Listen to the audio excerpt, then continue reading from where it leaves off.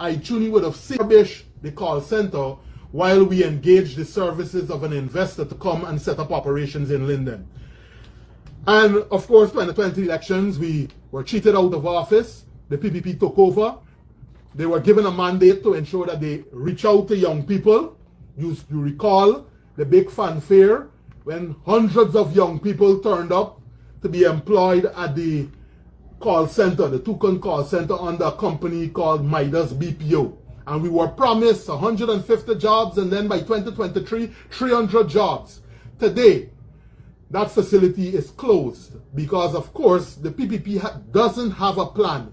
They have never had a plan of transition, and despite young people who were promised that they were going to be employed and paid significant sums of money, many of them were receiving 3,000 Guyana dollars a month, 10,000 Guyana dollars a month, because the investor was treating them unfairly. To cut a long story short, the Midas BPO project and the call center, where 300 jobs were promised by the PPP, never materialized. It has closed down. You heard me speak of the 5Bs program.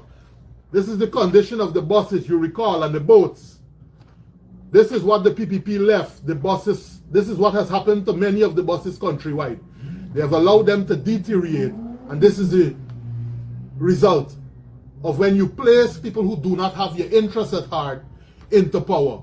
School children suffer the consequences as a result of this government's neglect, simply because Region 10 has traditionally supported the APNU, and that is the result of this government that preaches one Guyana. You would recall as well that over 200 youths during our period benefited from the Citizen Security Strengthening Program, employment again for our young people. The bicycles that were distributed under the 5Bs program.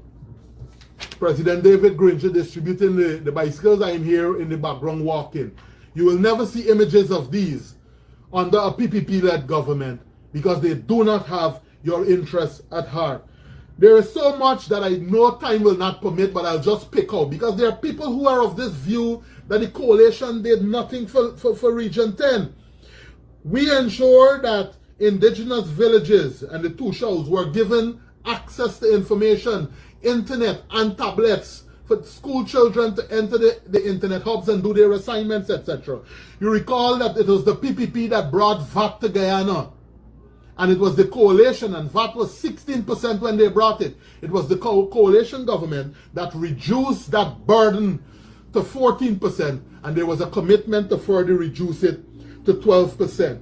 You would recall that under the coalition, we constructed a technical dormitory at the Linden Technical Institute. I can say to you that 5 years into the PPPC government, this facility has not been handed over, it has not been completed.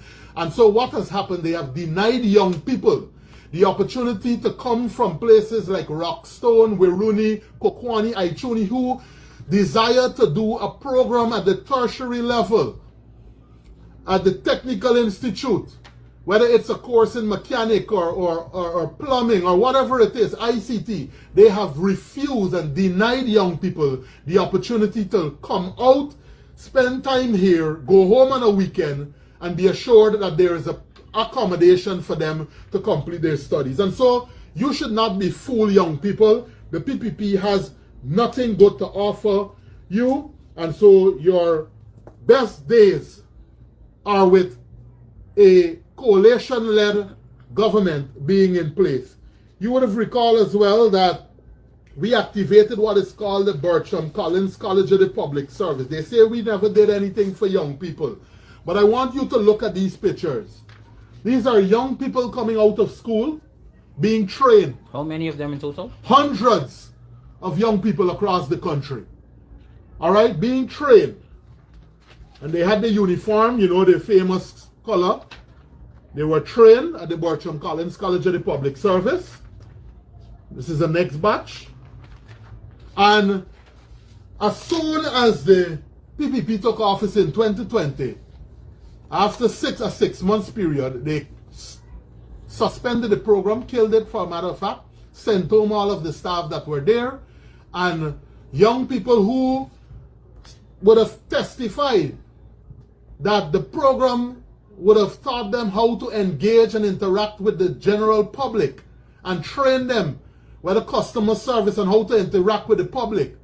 The government, the PPP government, dismantled the Bertram Collins College of the Public Service and would have sent home hundreds of young people from across the country.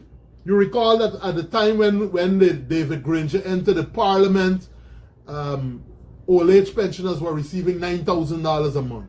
By the time we left office, it was increased to $20,500. The patient care assistant program, young people again, employed in Linden in a 5-year period. We created program, we created the conditions for our young people to grow, develop, and take charge of their lives. And so we trained them in the patient care program. This was the graduation ceremony, one of the graduation ceremony. You see the Linden Music Corps band that I spoke of earlier playing the national songs to them as they were heading to the graduation there at Watuka House. This government has not trained a single young person in PCA.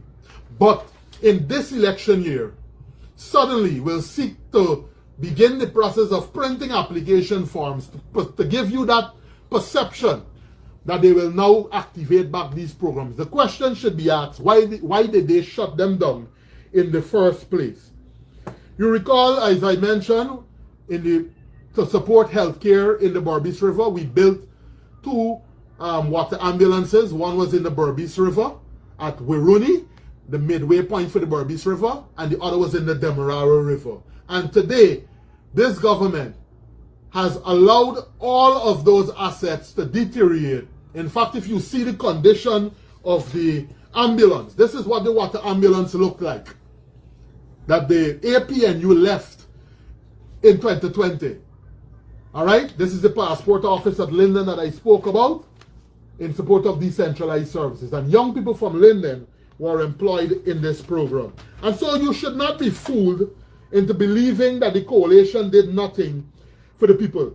During our tenure, we ensured that lights were placed along Burnham Drive and along the Winifred Gaskin Highway. To my surprise, none of the lights right now are properly working on the Burnham Drive corridor. And a limited amount of lights are now working on the Winifred Gaskin. The government has refused to maintain those things. We, during our tenure, allocated funds for new RDC building because the people who are under the direct employ of the government should be treated with respect. So, upon assuming office, while the foundation had started under the coalition, as soon as the government took office in 2020, they killed the project, fired the contractor for whatever reason, and they shelved the project. We continue to write strong justification as to why this project is necessary. One, it will bring the departments that are scattered across the town into one space. So where was the plan to build it? At Spikeland. All right, just across from Regma Primary School, there's the foundation already laid. They killed that project. We wrote justification as to during COVID, social distancing is a requirement. You have in the current RDC building, staff are working in cramped space. Sewage. So the building that they're using right now, is it the government building? It is. Okay. But sewage is backing up. It has electrical problem. It's a fire hazard because the fire department failed it. And so to deny us this building in 2021, 2022, 2023, 2024, and all of a sudden in an election year, we suddenly got the building approved. And this is what was occasioned, the neglect and denial of sensible policies and initiatives for 4 years. But in an election year, we see a rush now to construct these Is this pieces of a question between, so is this only for Region 10? Of course. Well, there are other regions that are controlled by the opposition, Region 4, Region 7, that I'm certain are receiving the same problem. But the blatantness of the administration and the targeting and discriminating of Region 10 is one that has been taken to another level. All right?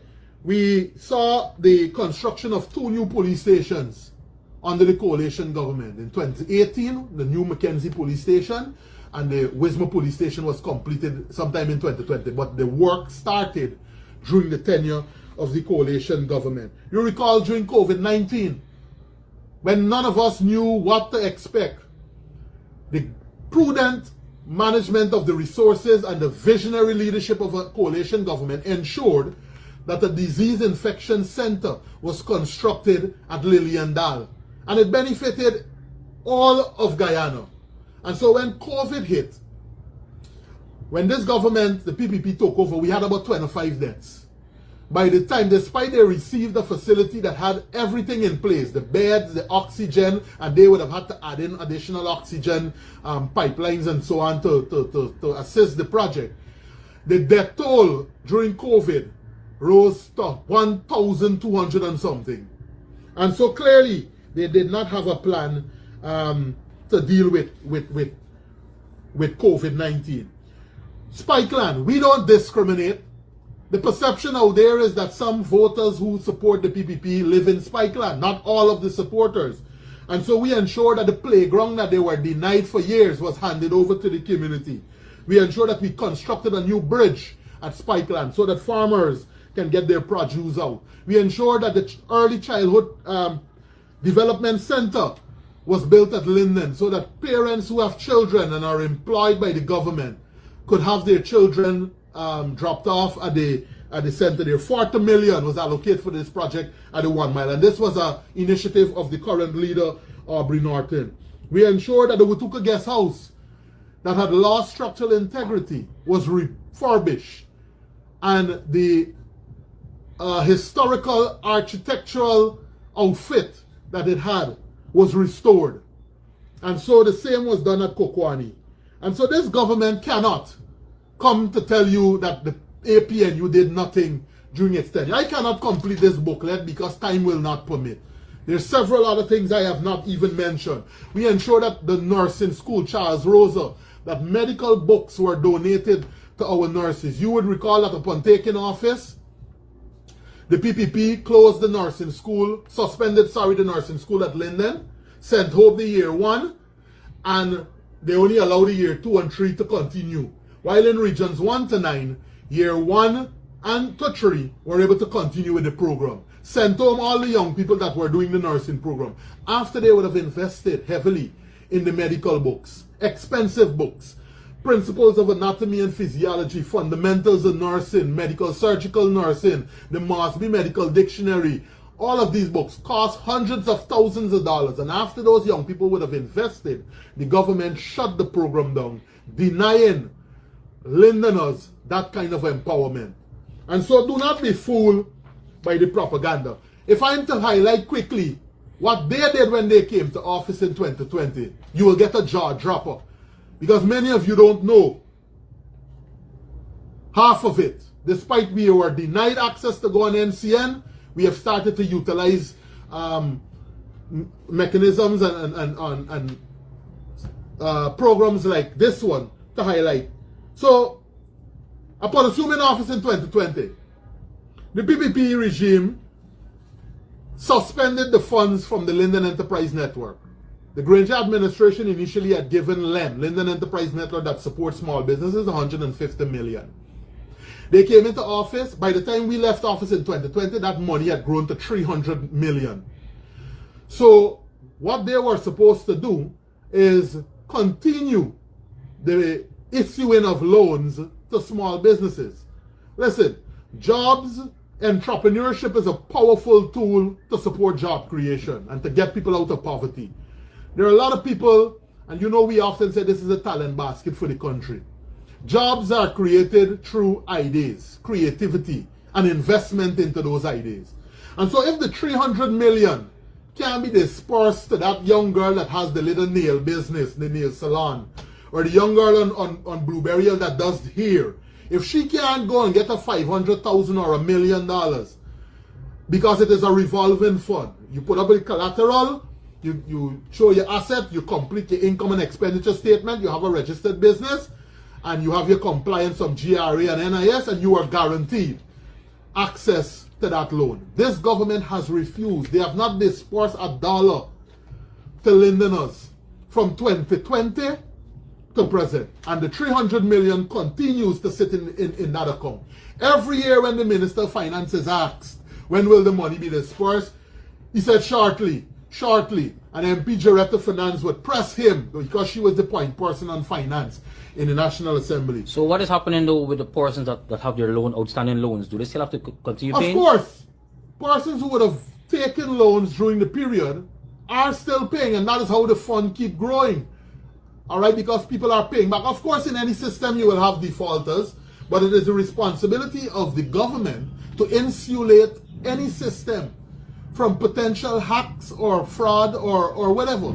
They have to be the ones to put systems in place to ensure that when people say they're going to take $1 million and they put up a property, that the property belongs to them, that they're the rightful owners, and that they take possession of the original title or transport. That is how the commercial banks do it. And so don't tell me that, or tell the people of Linden that because a few people default, you refuse to allocate the 300 million that is sitting there in an account. While sugar workers would have received a massive payout for an agro-processing to support agriculture, billions of dollars, Linden received, I think it was $9 million. And so do not be fooled.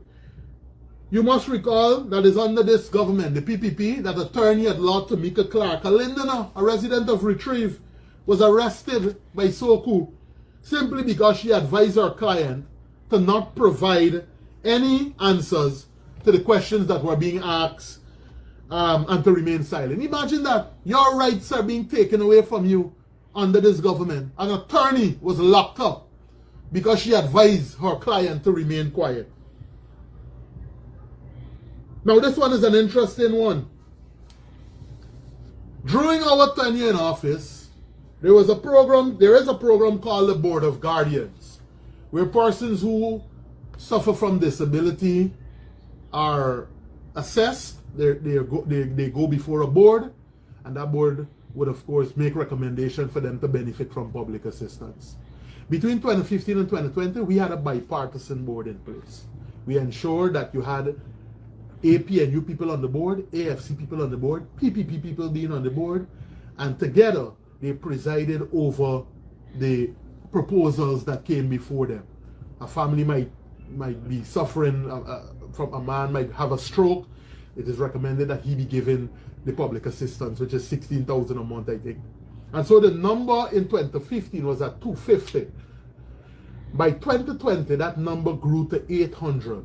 We placed 800 people on the public assistance program because they needed the money. People who suffered stroke, people who, I remember a guy, his right hand, I think, was severed. He's disabled. Upon taking office, this PPP government, you know what they did? They installed 8 members to the board. Not the bipartisan board that we had. All 8 members of the board were Indo-Guyanese, in a region that is predominantly Afro-Guyanese. Over 80% is Afro-Guyanese. And they proceeded to disrespect and take people off the board, off the program, and refuse to even consider them. I remember a 5-year-old boy that had a kidney problem at Block 42, and his mother was told that he doesn't qualify. Then who qualifies? And we wrote letters to the minister saying that this is unacceptable. The most vulnerable are being treated like this. I remember going to the bar bistro and an 83-year-old man pleaded with me. He said, "Chairman, I have not received my pension book. Because when the officers come, I can't navigate down the boat landing in time. They sit in their boats, and by the time I manage to get there, they drive away." And he pleaded with one of them, "Can I at least get the 25,000 cash grant that they were given back in 2021? And they told him no. These are well-documented cases, and they cannot be denied because we have the evidence to support. All right? The Darfolk home, many of you recall. Yes, I wanted to ask something about that. Correct. We rehabilitated the Darfolk home for our senior citizens. Every Wednesday they will go and play games and so on. This government sent their principals to try and take the possession of this building in an attempt to convert it to a COVID-19 quarantine facility. And the people of Retrieve stood up to them. Many of you recall they protested and they quickly backpedaled. And so the building remains in the possession of the people, the senior citizens. However, despite promises to support the program of our elderly, they have refused. They have not allocated a single cent to the senior citizens Darfur home. And so things have deteriorated. I am certain, and I can assure the senior citizens, that upon assuming office, with the support of our people, when we take office, we will ensure that the facility is repaired. Under this government, over 200 nurses have left for the UK, resigned, gone and worked in the mining sector because they couldn't deal with the stress of Rudy Small and others. You recall when the nurses protested him for distasteful comments, he cut the nurses' salary to 130 Guyana dollars. For 3 months, nurses took home 130 Guyana dollars, now 130 US. This is what this wicked government did. PPP government. And so the nurses became fearful because many of them had commitments, whether courts, whatever. And so they were forced to go back to work. However, court proceedings follow. The judge ruled that Rudy Small must pay 20 million to the nurses. The government must pay, reimburse the monies that were lost, and an additional 20 million if he did not apologize to the nurses for the distasteful comments he made. Well, he quickly issued an apology.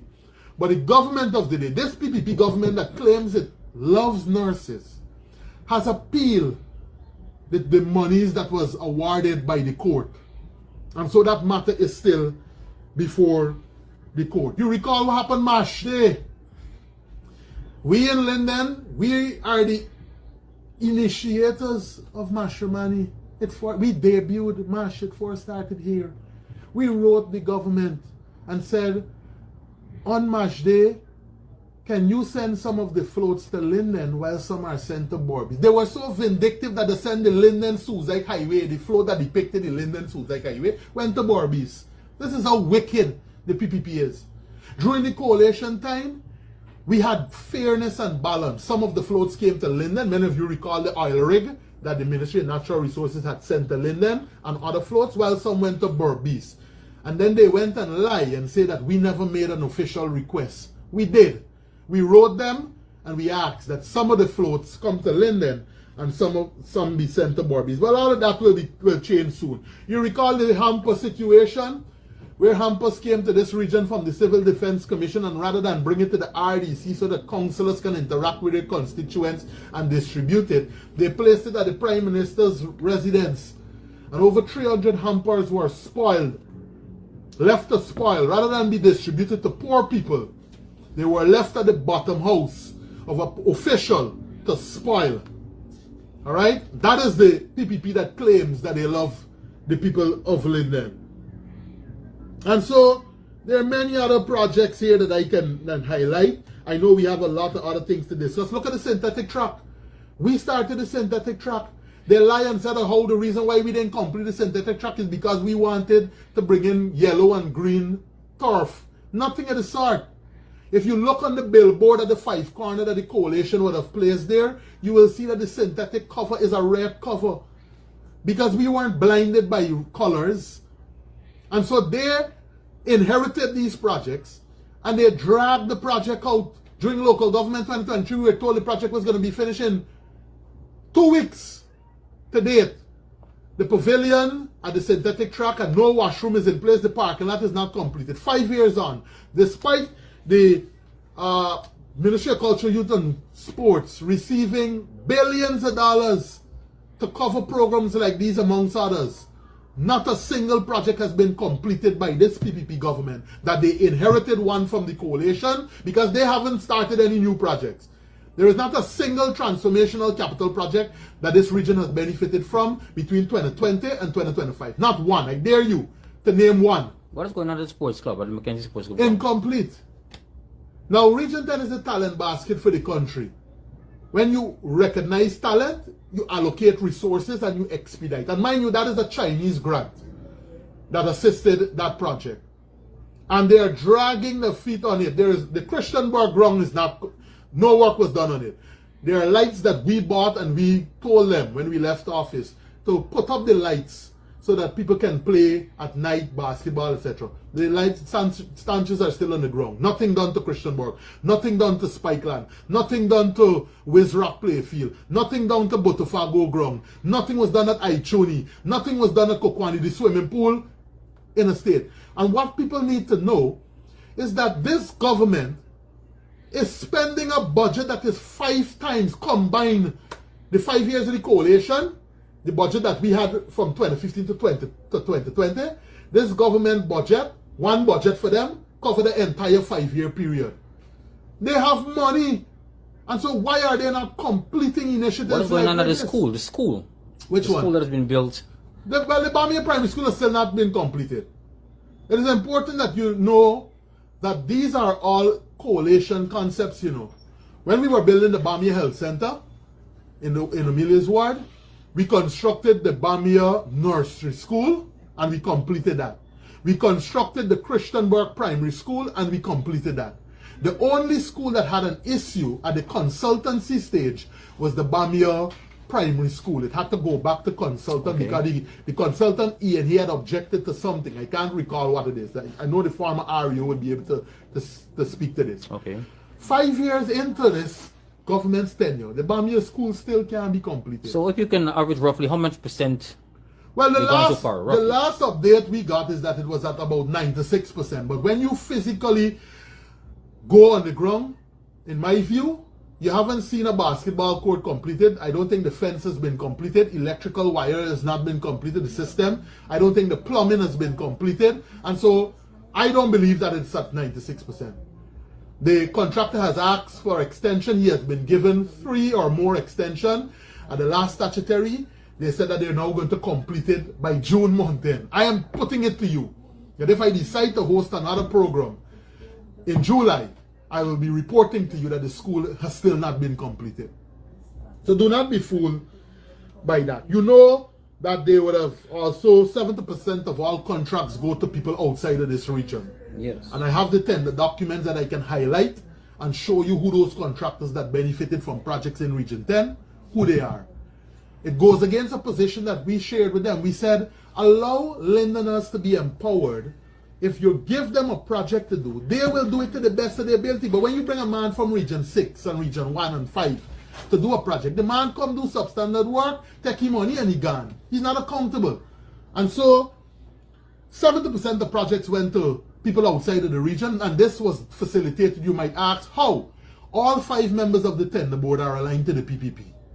So they sit, they review the contracts, and they all affix their signatures to the contract document. And that is how many of their friends, families, and favorites are benefiting from contracts. Because I noticed, you know, that the contracts were awarded last year, late last year, very late, and they were also in a haste. So why do you believe all of this was happening in such a fast pace? So let me explain that what transpired. So for 4 years, that position that I just mentioned to you, we put it to the government. If you come into Region 10 to do a contract, we have contractors there that tender, they have met the criteria, allow them to be a part of the tender process. And competitively, many of them will come in and win. They ignore that recommendation. And so in 2024, because of all of the infrastructure work that was going on countrywide, Bishop Edgell recognized that at October, November, his budget was just at about 51%. And it triggered an early 5:30 meeting from the president, because, you know, if you are at 51% in November, then it means that you can complete this work program by December 31st, when that system closes, it comes to an end. You got to return all money to the consolidated fund. So in what he did, and well, we're happy that he did that. I just wish it had occurred since 2020 or 2021.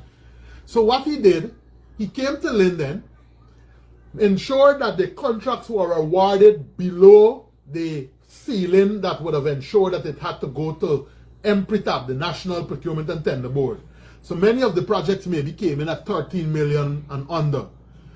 Because he was just, by doing that, he would have just been able to draft a contract, bring it to the Wutuka house, tell people just bring your ID card quick, sign up. You could get your GRA and NIS documents later, but they had to rush it through the system. Because if you were given 100 million in 2024, and at November, your budget was at merely 55 million, you have 45 million to spend out. And if you can't spend it out, it means the money will go back to the consolidated funds. What he did is practically expedite the contracts, award them to people who he refused to award for the past 4 years, so that he could have justified that he spent out his money. So that when he was crafting the 2025 budget, he would have been able to justify why he's asking for more money. If you can't spend all the 2024 money that was given to you, how are you going to tell the budget director you want more money? So you had to initiate steps to spend all the money. And that is how many Lindeners I know were able to benefit. I want to caution our people though, to do not bite, do not be be quick to just spend the money without managing it prudently.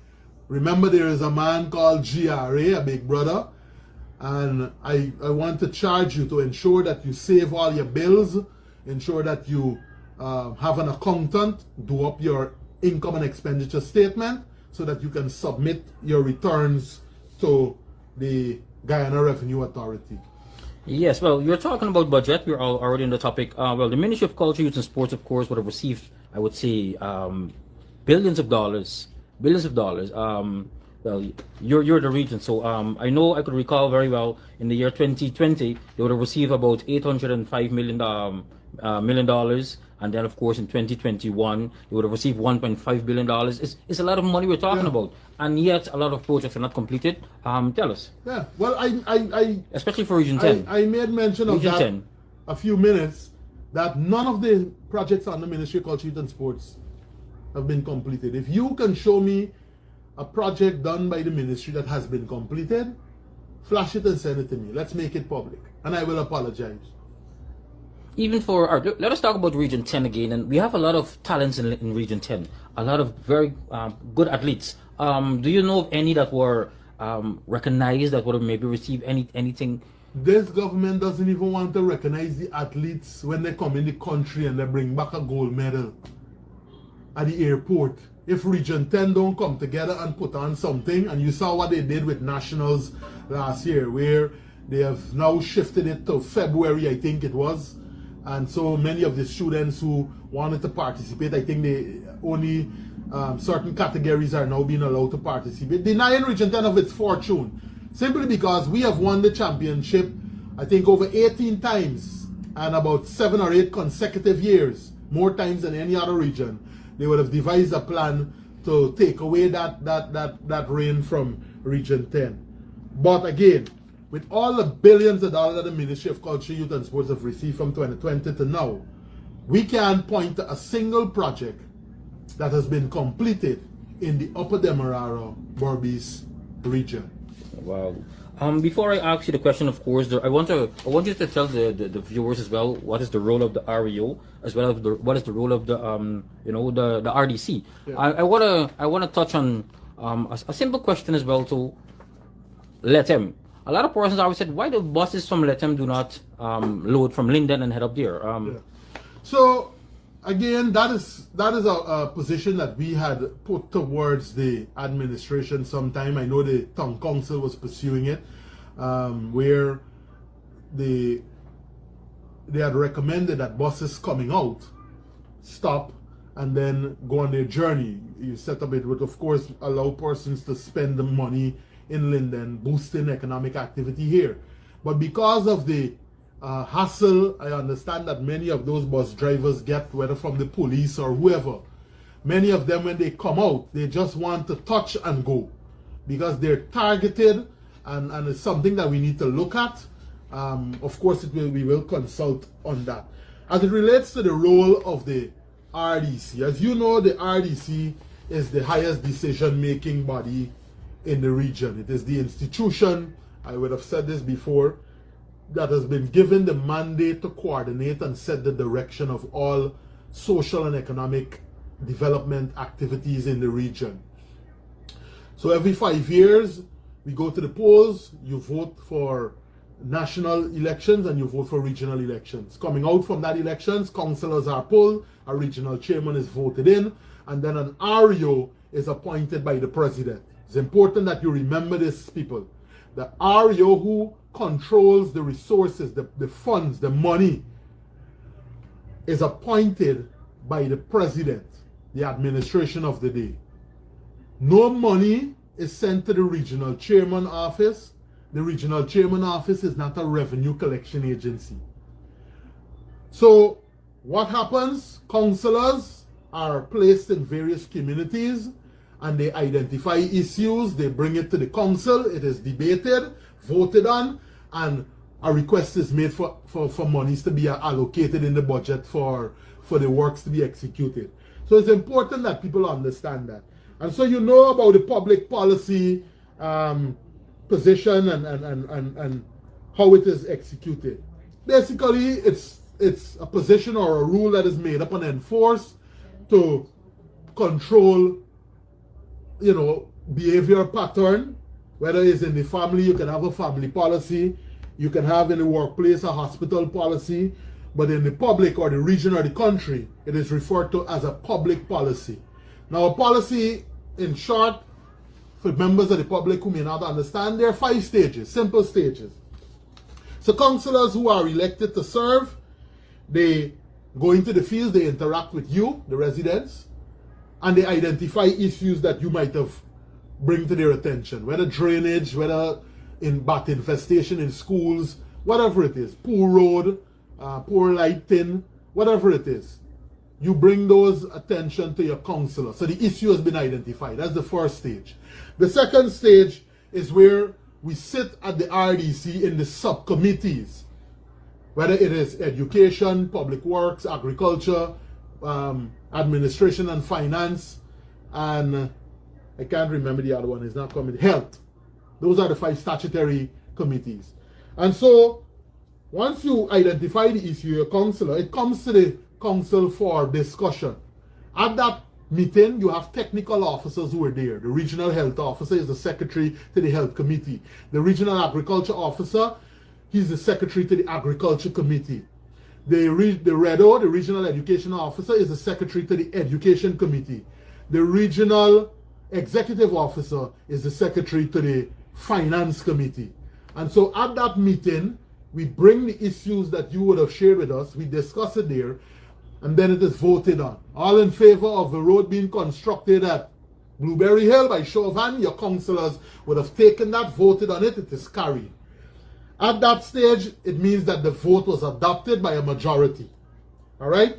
Once it is adopted, we come back to the people and we say to them, listen, we would have voted, we have now documented that this will form part of the budget, and once central government provides the resources for it, we will be able to execute it.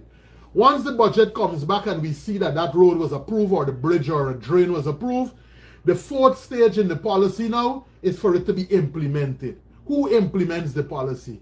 The technical people, all right? The engineers in the works department, etc. They are supposed to go out in the fields with the contractor, do up the measurements, ensure that the right steel is being used, etc., etc. And then the final stage and the 5th stage is where an assessment and evaluation is done on the work that the contractor would have given with oversight from the engineer.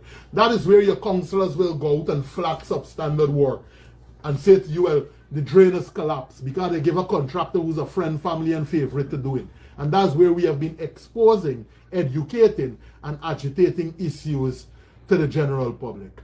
Wow. And that is how the system works in short. So any money that comes to the region, understand that if there is a rumor that money goes, there's no physical cash that comes to any councillor or the regional chairman. The monies are sent through vouchers, through checks, rather, to the regional executive officer. So if money goes back to the region, it is because of the inability of the REO, who is appointed by the president, to spend that money out, either maybe to spite Region 10 or simply because for whatever reason he's unable to execute a program within the prescribed timeline. So I just wanted to clear that up for members of the public. So, Mr. Adams, do you see in those 5 years, I would say, with our new chairman here, REO, Mr. Dwight John, do you see progress on his? Well, let me say this to you. Unless you have an REO that is prepared to take all instructions and only take instructions from the council, then every council will have challenges. And so we have had our fair share of challenges. We have said to the REO, for example, the monies that come to Region 10 for Mashramani and other events for the year, this year I think it was $12 million we got from January to December to spend.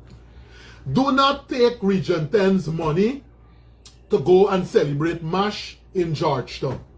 Because Georgetown, which is the capital city, they have all of the ministries already there in Region 4 to support them. And if Region 3 want to cross the Harbour Bridge and go cross, fine.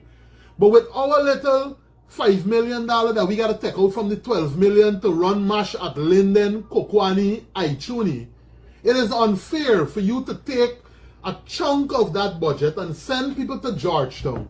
And then when you're done gyrate and you flounce and you do whatever you got to do in Georgetown, you then come back to Linden and say, oh, y'all only get $700,000 for spend on MASH. It is unfair, and the public needs to know that the council, that autonomy that exists for the municipality, they have a little bit more autonomy. RDCs are between a rock and a hard place, where yes, the council is in place, you have an REO that is appointed by the president, and only the president can fire the REO. If you decide to move a vote of no confidence motion against the REO, you leave the council open without any scrutiny. It means that he will be able to sign away things, and then you wouldn't have the eyes of the councillors even being able to peruse it, to checkmate him and to flag corrupt activity that may be occurring. And so it's important that the public understands how the system works. Whoever is in power has the upper hand in terms of control over the resources distributed across the 10 administrative regions. How is the relationship with the RDC number 10 and the Linden Council? Well, we have always took on a big brother role to the where the municipality is concerned. Where they can do things that they can execute, we will step in and of course provide support. However, again, policymakers and the councillors could be given lawful direction to the town clerk or to the REO, and if that REO is receiving political instruction not to carry out this, not to carry out that, don't pick up the garbage, spite people, don't service the tractor, despite the mayor might be given those instructions for him to focus attention and energies on putting them back into operation. If they want to spite you, he can keep the file on his desk, because monies for contractors, whether mechanics, people doing work at the council, has to be signed off by the town clerk, and in the case of the RDC, it has to be approved, signed off by the REO. So the relationship is not its best, because you have a town clerk that is taking political instruction and you have an REO that is bent on taking political instructions. Well, before I ask the next question, of course, we all know that GPL, that the government is trying to bring GPL to Linden. But before I ask concerning that question, I want to touch on, the region have much saying about it concerning the garbage in the park, but I see like it's almost going back to square one again on the park there. Yeah, people are still littering. Because there is always an attempt to make your elected officials look bad, whether it's the regional chairman, whether it's the mayor. There are instances where we sat at the committee level, invited the police, invited the fire department, invited all stakeholders, and we said the route for MASH is from the Five Corner to Bayrock. The police agreed, the commander agreed, the fire people agreed. Yet you had political operatives within the region trying to create mischief. They wanted 2 Mashramani. We said we support one MASH. The RDC has sanctioned one MASH. And so you remember what occurred when the road was blocked and the driver was attempting to take the float and the truck down to Christianburg. We said to him, no, that is not what we voted on and that is not what was agreed to. But again, political mischief. You saw again at events where the council would have given approval, the police, which is politicized, when one set of people are having events, they're allowed to carry on without interruption. When anybody who perceives to be an opposition is hosting an event, the police comes and want to shut the people music off.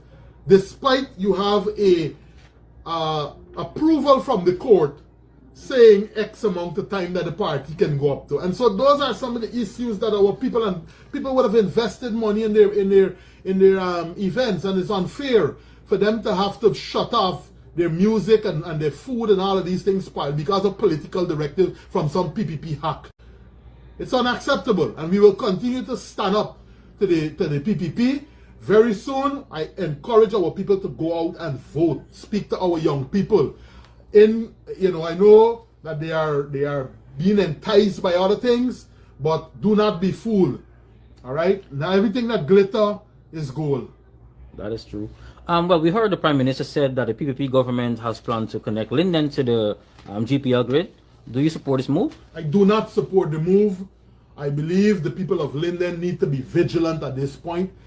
This thing is creeping its ugly head again.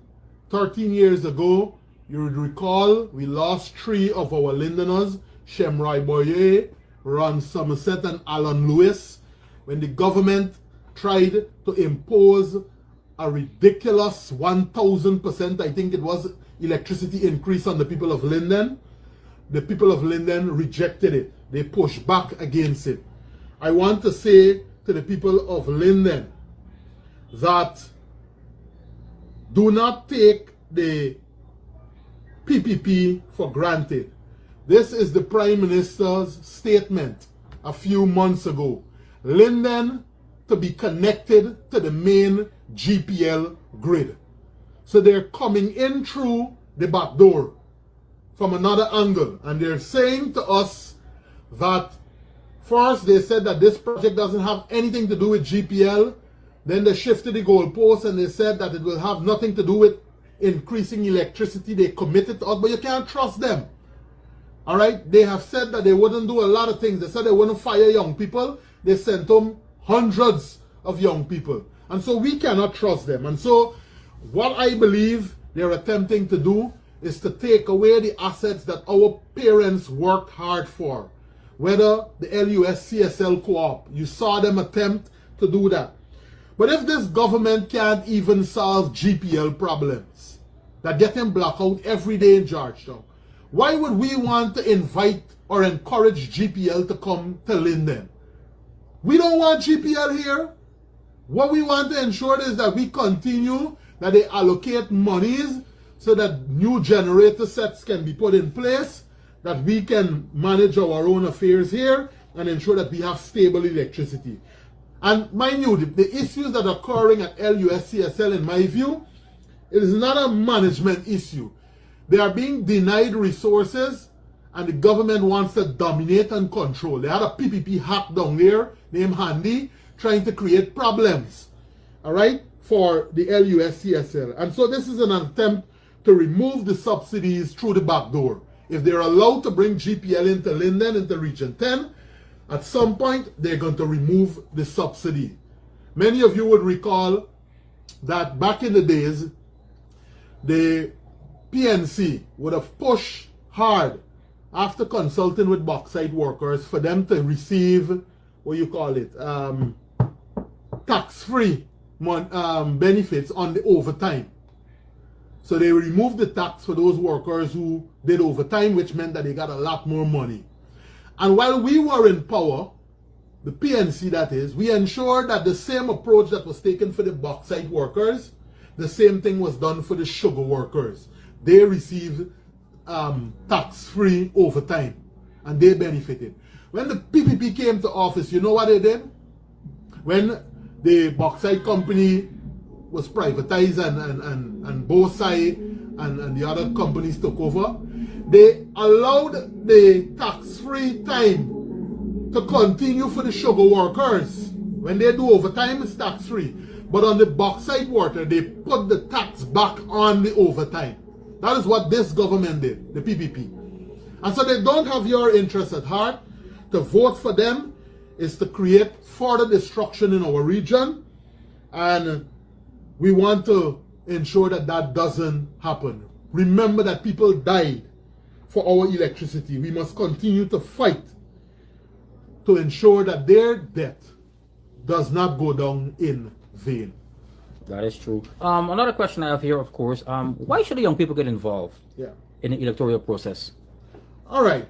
You know, a lot of young people, my interaction with them, they cite feeling as though their vote don't count, that, you know, their voice is not being heard. But I want to say this to them. At one point in my life, I was like that, never wanted to get involved in politics until I recognized that, you know, the politicians are the ones who, by their actions, will determine whether you get a good quality of life or not. And you can use exactly what the PPP is doing. Look at what happened to young Adriana Young, Keon Forgenet, and Ronaldo Peters, where the police, the state, a policeman shot an unarmed man, killed him. And you know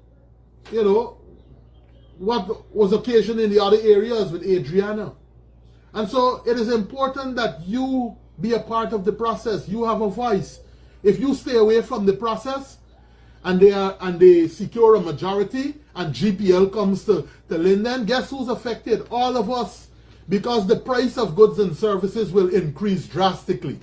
You go to buy chicken, it's going to increase. The ice cream man who freezing the ice cream, ice cream price will go up. And so it will have a ripple effect, and every single person will be affected. And so it is important that you become a part of the process. We understand the challenges, but I have just did a comparative analysis of when the coalition was in power, how you benefited with jobs, etc., and when the PPP is in office, how they have dismantled all of the sensible policies and programs that targeted our young people. I think that we will continue to do the work in encouraging them, in supporting them, and pointing out to them that if Guyana is to grow, the PPP must go. Wow. Well, of course, if you guys go in power, what are the plans? What are the initiatives expected from APNU once you guys take office?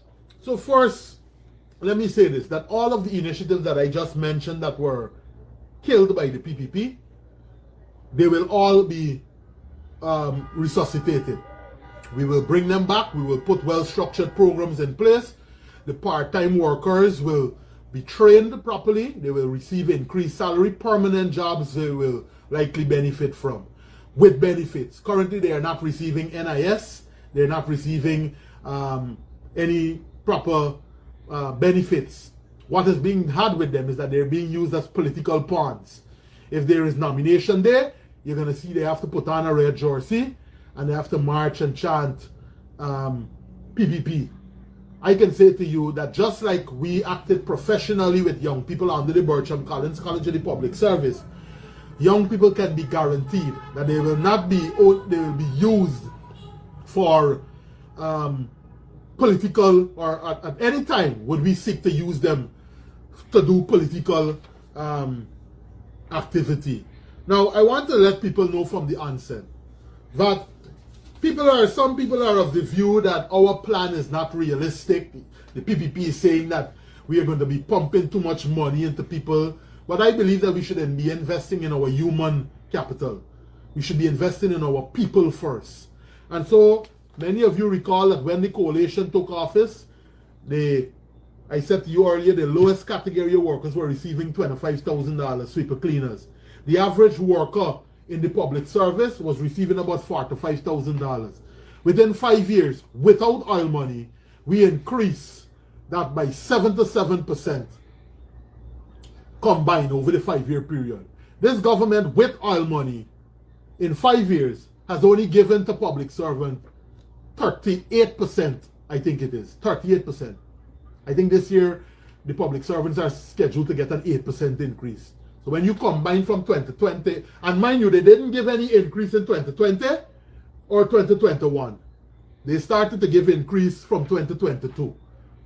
While we are battling with high cost of living, the price of food, agriculture produce, etc. is skyrocketed. And so some of the initiatives I want to say to our young people and in general, that our plan says that upon assuming office, we will put back all of those things that I just mentioned that were dismantled. All of the workers that were GWI will be re-employed. The Bertram Collins College of the Public Service, the 5Bs program, free buses to take your children to school in every region.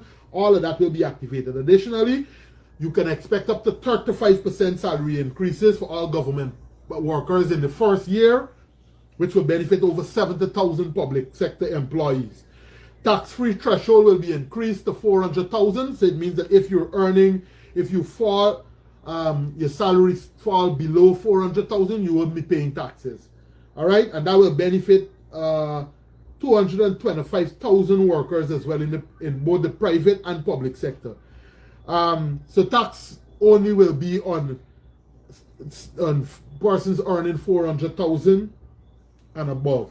We will ensure that the loans that are the money that is sitting in the LEN account and even grants that are issued to the Small Business Bureau and others will be distributed in a fair and transparent manner to small businesses and on young entrepreneur pioneers who are marketing their products and services across the country. 10,000 a month for each child to 16-year-old, not like the present one-off cash grant. Every month, I will receive $10,000. Old age pension will jump from whatever it is currently to 100,000 a month, 100,000 each year. We will do cash transfer. Do you know that the PPP, when we proposed cash transfers to the citizens, they said that it would heat up the economy, that it wasn't a sensible policy, and they're on record as saying that, the president and the vice president. Quickly they backpedal. Of course, they started with 200,000 a household. And then when we said to them that it would be more sensible to give each Guyanese over 100,000, they quickly ran with it. Of course, they never even sought to acknowledge that they took the idea from the coalition. So old age pensioners will get 100,000. No payment of light bills up to 10,000. So if your light bill is under 10,000, you will not have to pay for that. 50,000 month student stipend for persons attending tertiary students at UG and LTI. So young people, you need to know that upon assuming office, there will be a policy within the first 100 days that will see students across LTI, within the first year, not 100 days, the first year, we'll see students attending the Technical Institute receiving an incentive, 50,000 monthly, and that will benefit about 20,000 students. There's a monthly rent-to-own project that the leader has proposed that will benefit at least 50,000 families. You would recall that under Forbes Burnham, the cost for a house was about $24,000, I think it was, or $12,000, sorry, at the time. The government would have invested $6,000 and the beneficiary had to pay back $6,000 at 0% interest. Fast forward, what we are proposing is a rent-to-own, where we will build the house for you, put a plan in place for you to pay a monthly fee that suits your current salary so that you don't feel pressured. Many of the commercial banks are denying persons access to funds to construct a home because, of course, their salary is not would not be able to sustain paying back a loan and taking care of them and their families. And so the bank would usually look for those indicators to guide them. And so this proposal that the government will put in place will ensure a house is built for you, and that based on your salary scale, a portion of that money will be taken out until you finish paying back that money. Of course, we said we're going to increase the part-time workers from 40,000 to 50,000 monthly. They will have training and eventually job placement, which will see them receiving a higher salary. And they will be able, of course, to be owned. Nobody wants to own them right now. If they apply, if they request a job letter, there is no contract in place that is one that they can, be assured that if they don't do political work, they wouldn't be knocked off. And many of them, if they don't turn up to political activities, like when I hear one woman complain, ministers come, if they don't turn up, their salaries are cut. The money is cut down from the 40,000. That is what's happening right now. We intend to stop that and to put better systems in place.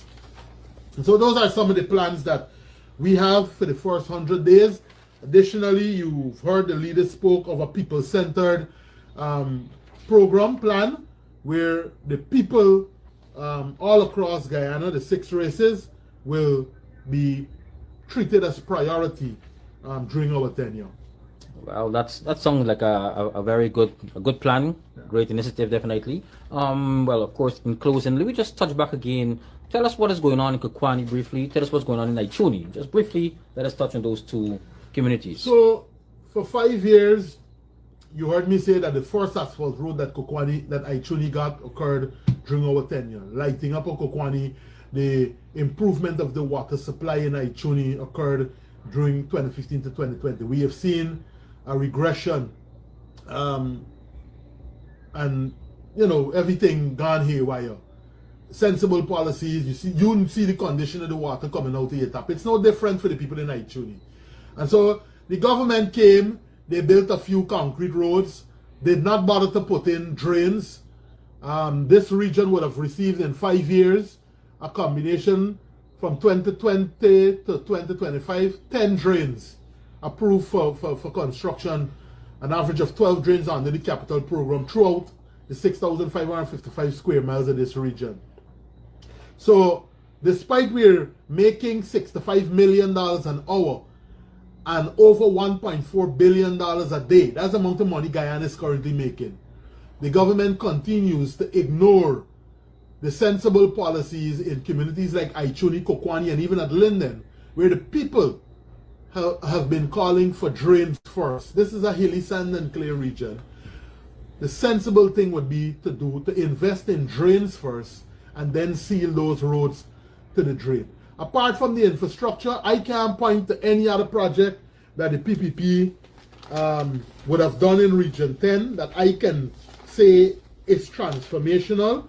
We made representation for a fire station to be constructed. That is being done, but there is not any other thing that I can speak to that this government initiated. The bridge across the Demerara River here at Linden, if you check our manifesto, you will see it. If you check the PPP manifesto, you won't see nothing mentioned about a 4-lane bridge. We're happy that they started the bridge. We're happy that they started it. But the residents of Linden must know that it was never the intention of the PPP to do that bridge there. Now, many of you saw the announcement of free crossing, and yes, they thought that people would have gotten excited. Let me say this to you. While I support free crossing, I support it being kept. Meaning, car, vans, motorcycles, and maybe canter trucks, canter vehicles, the small canter vehicles. But the heavy logging trucks that are owned by friends, families, and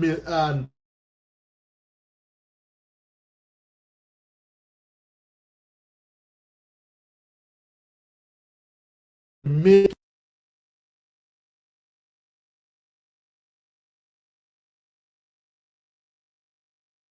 money, they're fetching out stone, lumber, sand, laterite, and to remove monies that will likely go to the municipality to assist in picking up your garbage, buying new garbage trucks, tells me that the administration, by removing all of the fare fees from the bridge, is merely seeking to target the municipality and to pull as much resources away from them that they could have been benefiting from to support the work program of the municipality. So that is my personal view. All right, I would allow for car, vans, motorcycles, every other category except large lorry trucks and the bush trucks that are taking fuel in and doing gold mining operations and so on. Why can't they pay a $5,000 or less to cross the bridge to ensure that the bridge is properly maintained and to ensure that the staff who will likely lose their jobs, young people again, when they remove the toll, is over 70 young people, I understand, will be fired, will have to be sent home from the bridge. And so we have to put the interests of our people first. So Darren, where does the money by go? our actions. Where does the money go from the bridge? The money from the bridge goes straight to NISIL, which in turn goes to the coffers, the consolidated fund. It doesn't go directly to the municipality. So does Linden benefit anyway? In my view, while they were under the coalition, there was a percentage that was worked out, where if the bridge made $10 million, I think, I'm just calling a rough figure, $7 million was to go to the consolidated funds or to NISIL, $3 million went to the municipality. In my view, I think a greater percentage, if not all of the monies, should remain under the purview of the municipality for them to execute programs and projects to the benefit of the people across the 8 constituencies here at Linden. Wow. Well, at least it sounds as though that APNU have great plans, of course, for the other sub-regions. It sounds that you guys already have everything sorted out.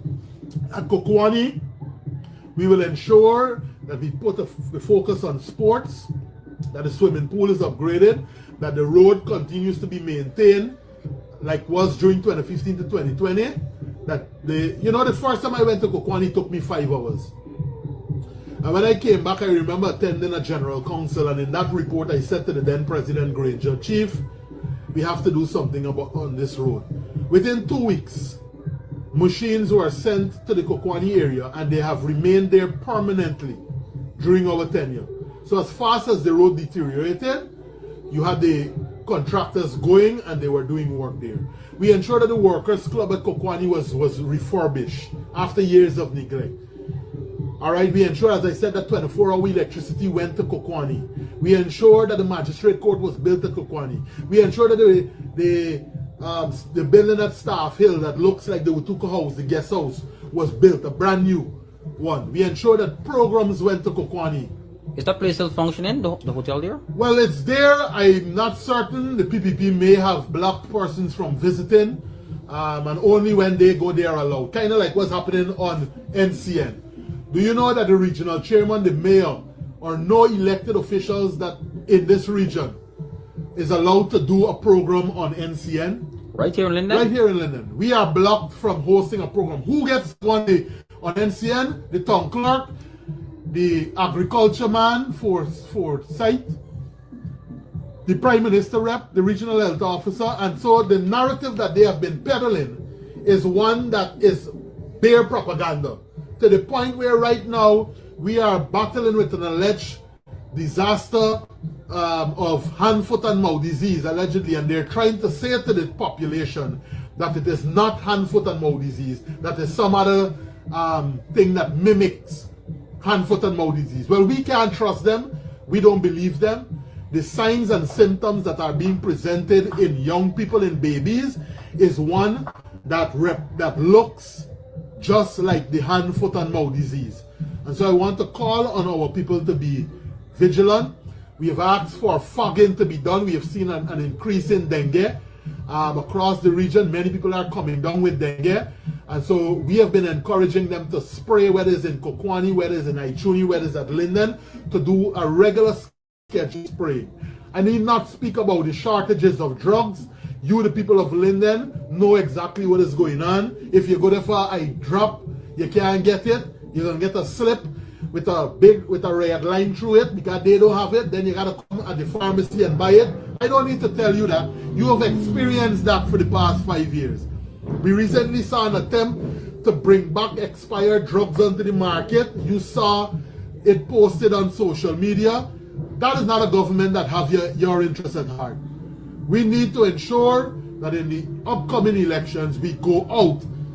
The voter turnout needs to be increased at least just to 80 to 90% so that we can send a clear message to this government that enough is enough. We want justice for the 3 boys that got shot. And I say 3 because while Keon Forgenet and Ronaldo Peters were killed, we had Hollingsworth who was shot in his eye.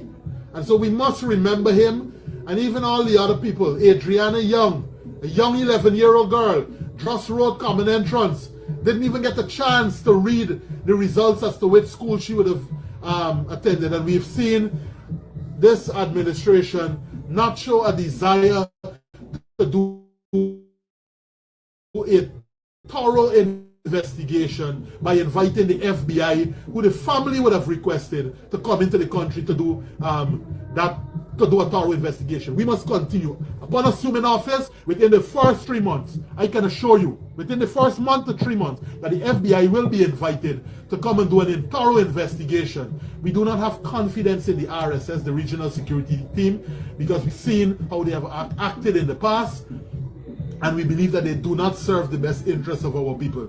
And so the only competent agency that the people and the family would have requested is to have the FBI come into Guyana to do the investigation.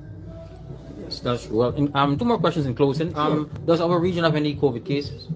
Well, so far we have not heard, or it has not been reported by the regional health team. We will continue to monitor that, and as soon as we are briefed, but again, we know the protocols that will be activated. Social distancing, we likely have to go back to wearing our mask, and of course take the other sensible measures to prevent it from spreading. So this could be anytime soon? Yeah, once we get word, we will of course feed members of the public. We'll continue to monitor as well the WHO website to of course see when there are cases reported, and we will liaison with the technical officers, doctors and nurses to provide guidance to us as well. Yes, because you see, well, of course we have to wait on the government to give those kind of instructions. But you know, many times they try to make it look as though nothing is happening, but yet we have to... Well, I oftentimes say this, that this administration, they have a tendency to distract you with what is obvious while they are plotting and planning behind the scenes. And while I mentioned that on health, I want to say to our people, do not be distracted with small parties that are emerging and trying to entice you and trying to convince you that the coalition is not the best option for you. Let me say this to you. We must meet a point where we say we are done with winner-take-all politics. We see how dangerous it is. The PPP taught us that. We also saw that the small parties that emerged in 2020, that we now understand, well, while I know that, they had a hidden political agenda. Because all of them have now teamed up with the PPP. TCI has teamed up with the PPP. The New Movement has teamed up with the PPP. Schumann Party, Liberty and Justice, have teamed up with the PPP. All of them said they were independent in 2020, you know. They have all now teamed up with the PPP and have endorsed the PPP. And so I say to you, do not be enticed by what is before you, the luxury that is being shown to you in various sections of the population. We have to consolidate and strengthen our base. No one will vote or will act in the best interest of the people of Region 10 except regional people who you can trust. I can say to you that the APNU has a candidate in Aubrey Norton who is a Lindoner, a man that has been tested, a grassroots man, who has walked the length and breadth of this region. He has been to the Berbice River. He has overnighted there. He has been to Kuwani. He has been to Ituni. And he is grounded with the people. This is a man that has a very good rapport with people of all ages, our young people. He taught at the University of Guyana, where hundreds of young people benefited from his work. And he has never been accused of any wrongdoing. And those who may have accused have never reported or even went to the police because maybe they knew that it was not the truth that they were talking because there was no evidence to support what they were saying. And I call on our people to not be fooled, to let us support coalition politics. You know, I want to say to our people that in coalition politics, there is what you call broad representation. One of the main advantages of supporting a coalition is them having to share a mandate. So you have political parties, the PNC, the WPA, amongst others within the coalition. And so in sharing a mandate, I believe it leads to broad representation. And these same political parties, of course, they will have their own ideology, they will have their own views. And so they have to bring those views and ideas to the table, hammer out the issues. They have to compromise, each of them on their opposing ideology, to arrive and to create policies that would result in legislation being taken and voted on in the National Assembly. So there is a process. In when I take all politics, like what the PPP is practicing, somebody could get up today and say, close the Charles Rosa School of Nursing, and that's it. They have a majority, and it is voted on, it is carried, the year one is suspended, they're sent home. They can go and vote and say, do not allocate house slots to athletes when they perform well, and by the stroke of a pen and they voted, they take those things away from our young people. And so you need a coalition in place because, as I said, it will provide an opportunity for political parties to discuss, to hammer out issues that are brought before them, to compromise on their opposing ideologies. And in the end, once your plan receives favorable from a majority of vote within the coalition, your idea goes to the legislative arm and it is voted on, and policy, sensible policies are then created for you, to the benefit of you, the people of Guyana. So be careful, don't be fooled. Every vote counts. Encourage persons, those particularly in the category ages 18 to 25, to go out and vote so that we can ensure have justice for those who were shot and killed, for those who lost their jobs, whether the 300 GWI workers, young people that were fired, the NDMA that was closed down and the young people sent home, the Charles Rosa School of Nursing that they closed the year one, suspended the year one rather to many of our young people, the 200 nurses that have now had to flee Guyana and gone to work in the UK because of the conditions under which they are working, the 30 doctors that have resigned from the Linden Hospital complex because they couldn't work under the the conditions that were presented to them at the time. We want to ensure that when we go to the ballot box, understand that all of those injustices that were done to our people, the lawyer that got locked up from Linden because she advised our client to not say anything to the police, she was placed under arrest, that all of those things are on the ballot. LUSCSL is on the ballot. You want GPL come to Linden and our light bill now become one where we paying 25,000 a month and we getting blackout like it's happened, that has been occasion in Georgetown? No. So all of those things are on the ballot. Public assistance, the people who are denied, they are on the ballot. The poor roads that we're seeing built by friends, family, and favorite, it's time we turn up and vote this corrupt regime out of office. The final question, many persons that would have applied for a plot of land, they're waiting years. Yeah. How does the APNU plan to deal with this? Because years they're talking about, not a year or two, but years. Well, again, everything has to be done in a structured program. There are persons who applied since 2012, some of them 2007, that have not yet received their house lot. Why is this happening? Because there is no proper structure in place.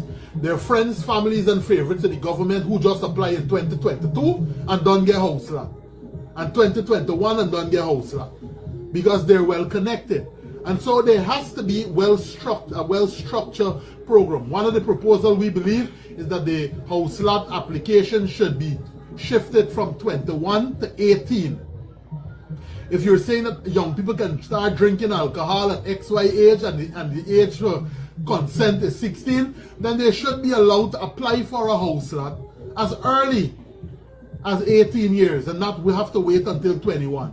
And then we believe with the resources that we're getting with the rent-to-own program that I just highlighted to you, we will be able to construct the houses for them, and then the system is put in place for them to pay back the monies without having to go to a bank, etc. So those are the things we're going to be focusing on: expediting applications through the system, having a more decentralized approach, like was done with the passport office, and the other facilities that we had in the eye clinic that we set up. Do you know that dialysis, it was under the APNU that we set up a dialysis center here in Linden, so that persons who have to be traveling to Georgetown, you have to do dialysis, I think it's 3 times a week.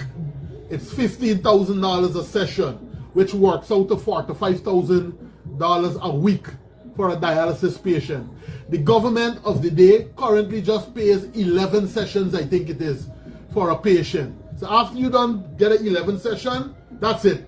You now have to go and find $45,000 a week. We plan to ensure that the functioning dialysis center is up, so that our patients who have to go and do the treatment to have their blood cleansed and have the process recycled, etc., that they have access to those things, and maybe possibly that can be done free for them within their region, because we have the monies to do it. $65 million an hour, just over $1.4 billion a day, it wouldn't hurt us. And so don't let nobody fool you and tell you that we are just selling dreams. The reality is Guyana has the money to take care of its citizens. It has the money to ensure that proper infrastructure is prepared and constructed across the length and breadth of our region. We propose as well the bridging of the Berbice River to ensure that the loggers that are coming out from Kuwani don't have to just depend on a pontoon that is sinking every now and then. That we have the resources, the money, and it is our desire to construct a proper bridge there, so that the people from Kuwani too can benefit, that the people from Ituni can have access to clean drinking water. Can you believe that at Ituni there are still people using pit toilets in 2025, oil-rich Guyana?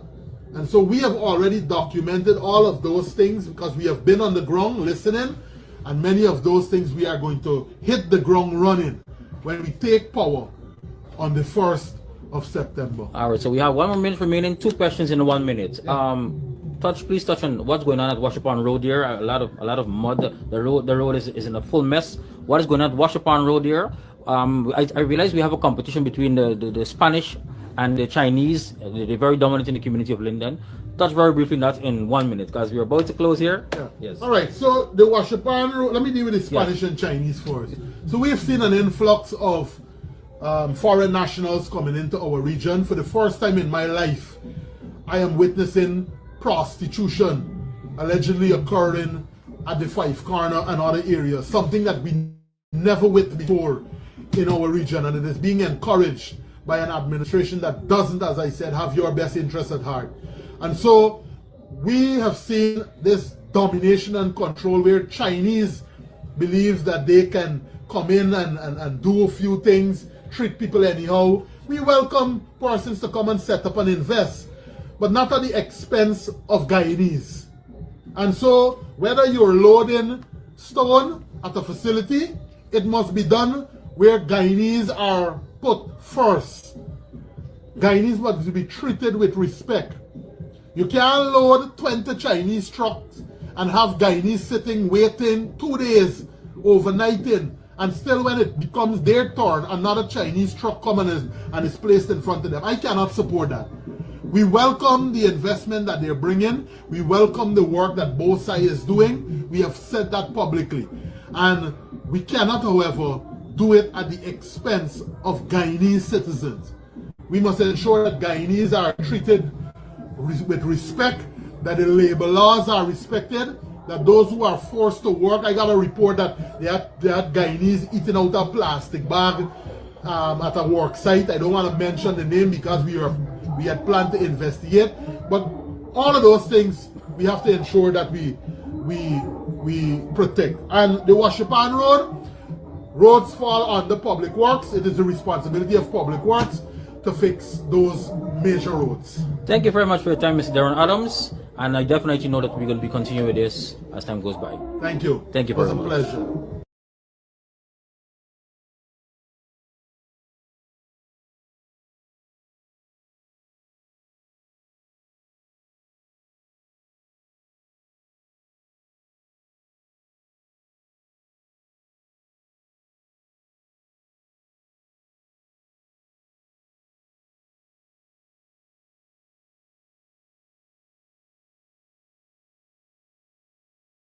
Yeah, my name is Jacinti Caldata Francis Vietnam, and since 1965 I become a voter, and I always place my X next to the cup, and what they are doing today, I can't take it. So I have no more vote to give to PPP anymore. I'm not going to vote anymore no more. If they have to lose by 1 vote, they're losing it by data. I have